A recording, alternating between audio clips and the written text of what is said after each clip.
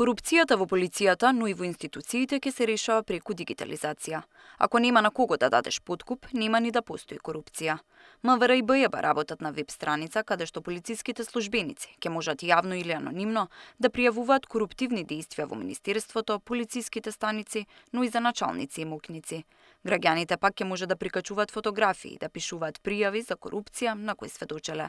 Бидејќи постои можност да има секакви пријави, полицијата ќе ги селектира.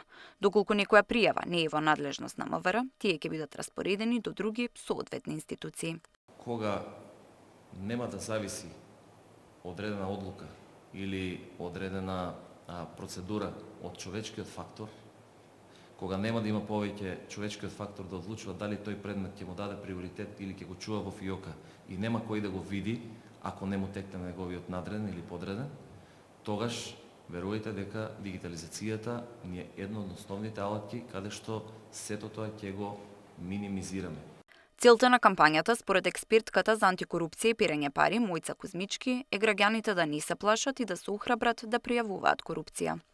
Важно е да се истакне дека постојат конкретни канали за пријавување сомнежи за корупција, вклучително и во полицијата, царинската управа, финансиската полиција и други институции. Кампањата ќе се спроведува преку каналите на социјалните мрежи, на проектот и на Министерството за внатрешни работи, како и преку медиумите во нашата земја, а исто така и со поддршка на влијателни јавни личности во Северна Македонија, кои ќе помогнат во ширењето на пораката. Преку дигитализацијата на граничните премени пак, според директорот на Бирото за јавна безбедност, полицијата веќе бележи конкретни резултати. Фатени се лица за кои со години се трагало, некои од нив барани и со меѓународна потерница.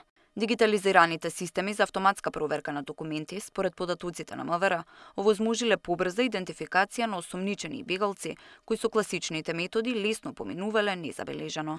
Тамара Дичевска, Сител телевизија.